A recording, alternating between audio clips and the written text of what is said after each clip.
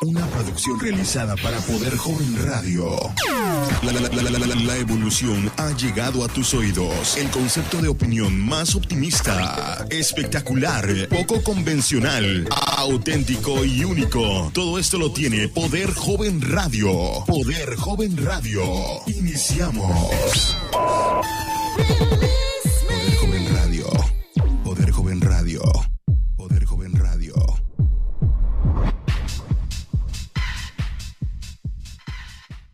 Ya estamos de vuelta con más música y más comentarios a través de Poder Joven Radio. Buenos días, nos encontramos reunidos en la Universidad Javeriana con Wilfer Ardila, Sebastián Salguero, Daniel Bustos y quien les habla, Michelle Enciso. Les agradecemos estar en sintonía con nosotros. Buenos días, Michelle, gracias por la invitación. Buenos días, Michelle, un gusto estar aquí. Buenos días a todos, me place estar acá con ustedes. Gracias a ustedes por venir. Bueno, pues el día de hoy vamos a hablar sobre algo que es muy importante en Colombia y que por muchos años vivimos debido al narcotráfico. Me gustaría saber ustedes qué piensan sobre esta frase. El narcotráfico ha ayudado más a la gente de bajos recursos que el mismo Estado. Mi postura es que las familias de bajos recursos han estado abandonadas por el Estado, sin recibir mayor apoyo. En Medellín, el fallecido narcotraficante Pablo Escobar construyó un barrio para todos los pobres de la región. Allí logró que estas familias lo amaran, llamándolo el Gran Robin Hood. No contentos con este elogio, han colocado estatuillas de Escobar en lugares representativos del hogar, encendiendo velas y pidiendo que se les cumplan sus deseos. El narcotraficante regeneró mucha gente, reconstruyó muchos hogares, cambió la condición de vida de muchas familias de bajos recursos. En la revista El Espectador se nombra una mujer llamada Elfer Rosalvina Vargas, la cual fue una de las beneficiarias por el narcotraficante Pablo Escobar. En una entrevista que le hicieron, ella recalcó que lo que no ha hecho el gobierno, lo hizo Pablo Escobar. Ese suburbio construido por Escobar en 1984 en Medellín es habitado por unas 3.000 familias con casa propia. Sin embargo, el narcotráfico, así como ayudó, también realizó muchos daños a muchas personas, dejando miles de muertes inocentes. No concuerdo con esa afirmación, Wilfer. Desde mi punto de vista, el narcotráfico, en especial el de Pablo Escobar en este caso, ha favorecido a los estratos más bajos brindándoles hogares y también sustento diario para combatir la miseria. Teniendo en cuenta que Colombia es un Estado social de derecho, el Estado es quien está a cargo de hacer que los colombianos tengan una vida digna. Sin embargo, el desarrollo de este narcotráfico y la proveniencia de todo este dinero que apoya a los estratos bajos tiene todo tipo de ilegalidad, desde lavado de activos, testaferro, entre otros en el ámbito económico, hasta asesinatos, secuestros, torturas, entre otras en el ámbito social. Este último fue el más alarmante, puesto que se sacrificaron muchas vidas de diferentes maneras con el fin de que los narcotraficantes se enriquecieran ilícitamente, como se dijo en El Espectador durante la época de Pablo Escobar. A finales de 1974, cuando se concretaba el proceso judicial en su contra, quienes habían declarado en su contra fueron hallados con disparos en la cabeza, en el río Medellín y en los cerros de Envigado. Esto fue solo una muestra de lo que vivía el país en ese momento. Adicionalmente, según la revista Semana, 550 policías fueron asesinados por Pablo Escobar y el cartel de Medellín. 111 pasajeros murieron en la bomba que detonó el cartel de Medellín en el avión de Avianca en 1989. 15.000 personas murieron, según los estimados de las autoridades, en los últimos 20 años relacionadas con la guerra contra este narcotráfico. Es decir, las acciones desfavorables por parte del narcotráfico, en este caso el de Pablo Escobar, han sido mucho mayores a las acciones buenas, y por buscar un bien individual no se puede pasar por encima de la dignidad humana. Recordando al célebre narcotraficante, muerto ya hace 20 años, es increíble cómo su recuerdo parece estar más vivo que nunca en Colombia, donde muchos lo consideran un monstruo, pero otros aún lo veneran como un santo. El barrio de Medellín, que reivindica orgulloso su nombre, es sin duda el sitio más obvio para empezar a tratar de entender la contradictoria relación que con su recuerdo mantienen los colombianos. Lo de monstruo es fácilmente comprensible. Según los cálculos más conservadores, a lo largo de su carrera criminal, Escobar fue responsable de al menos 4.000 asesinatos y libró una guerra sin cuartel en contra del Estado, según la red de radios BBC Mundo. Pero aún así los más de 16.000 habitantes de la urbanización, Medellín sin tujurios, insisten en llamar a esta aglomeración de casas humildes que se apiñan en la ladera de una montaña, barrio Pablo Escobar. Y el rostro y el nombre del que muchos consideran el criminal más rico y despiadado del siglo XX también están por todas partes. La explicación más sencilla, pero también la más abusada, es el agradecimiento.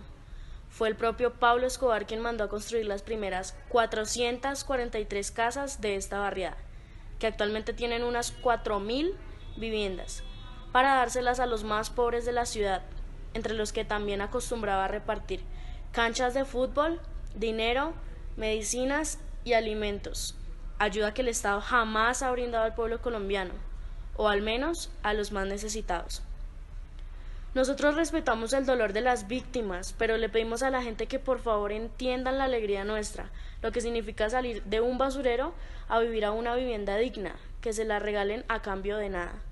Le dice a BBC Mundo Urberne Zavala, el presidente de la Junta de Acción Comunal del barrio.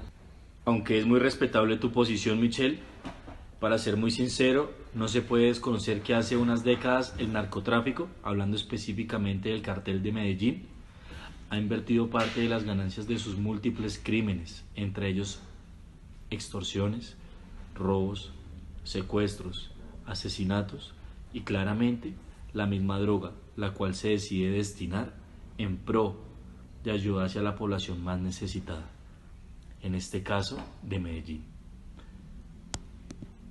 Porque hay que hablar claro y precisamente a ellos a quienes se les ayuda. Escobar creó un barrio para ayudar, sabiendo el trasfondo de la actividad delictiva que realizaba este grupo armado. Como todos lo sabemos, más de 2 décadas de violencia cesó tras la muerte de Pablo Emilio Escobar Gaviria. Hoy en día hacemos un flashback de lo sucedido y les pregunto yo, ¿un supuesto barrio es la justificación a todo lo vivido en este tiempo? ¿En verdad hay algo que pueda justificar los hechos de inminente violación a los derechos de los colombianos por parte de tal cartel? Usted, que puede juzgar en su propia opinión, ¿cree que Pablo Escobar ayudó a la población o hizo de Colombia el peor país de hace algunos años a nivel mundial? Como lo notificó la página de noticias bbc.com, con más de 4.000 muertos a su cuenta, según las estimaciones más conservadoras, intentar ponerle rostro a las víctimas de Pablo Escobar estaría complicada. Son una de las tantas desgarradoras cifras del daño causado por una sola persona más grande a un país. Entonces digo yo, juzgue usted. Casi para concluir, solo piense por un momento en las personas que Pablo Escobar ayudó. Aunque claro está, no justifica el daño causado, eran personas que de una u otra manera necesitaban ayuda. Entonces, ¿el beneficio de la duda aplica en esta situación? Años después de la muerte del capo más buscado por las autoridades, ¿cree, según todo lo vivido, que Pablo Escobar era la salvación de los pobres y al mismo tiempo la muerte del resto de los colombianos? Para finalizar y rescatando un poco de todo, me sigo plantando en la posición de que no es posible considerar que Pablo Escobar ayudó. Llámelo como lo llame, el que peca y reza no empata. En este caso, el hecho de que Escobar intentara ser un ser sintiente y puesto en los pies de una situación adversa de las personas a las que ayudaba, no tiene nada que ver con la catástrofe humana, porque por la cantidad de muertos lo podemos llamar como catástrofe que hizo vivir a los colombianos. Quizá tanto usted como yo no fuimos afectados directamente, ¿verdad? Pero con todo y esto somos colombianos. También fueron nuestros hermanos quienes murieron en una calle. También fue nuestra hermana quien esperaba al papá de sus hijos y no llegó. También fue la hermana quien su hijo inició en el asesinato y en la drogadicción. Entonces, después de esto, ¿considera usted que Escobar ayudó? Respóndase a sí mismo y justifique su respuesta, oyente. El Estado debe apropiarse de sus problemáticas, invirtiendo recursos en estas comunidades, para que tengan más oportunidades de educación, trabajo, seguridad y de una mejor calidad de vida.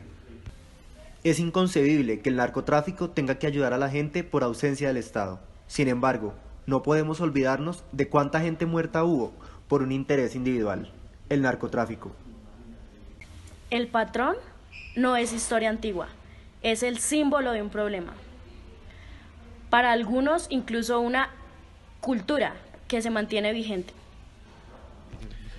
No más al narcotráfico, no más la corrupción, no más el poco sentido de pertenencia por nuestra gente. Para finalizar, nos podemos dar cuenta que el narcotráfico ha generado diversas opiniones y una polarización debido a la ausencia del Estado. Hay que tener en cuenta que el narcotráfico ha hecho mucho daño al país con todas las muertes que lleva encima, todos los ataques terroristas y la perversión de la cultura. Pero también hay que empezar a crear una cultura donde no se permita la corrupción y se destinen los recursos estatales a los programas establecidos. De esta forma habrá equidad y se evitará una veneración al narcotráfico. Muchas gracias por escucharnos y a ustedes, compañeros, por compartir su opinión acerca de este tema. Que tengan un buen día. Muchas gracias por la invitación. Adiós. Concuerdo contigo, Michelle. Gracias por la invitación. Hasta luego. Me parece correcta tu afirmación, Michelle. Fue un gusto estar acá. En un momento regresamos con Poder Joven Radio.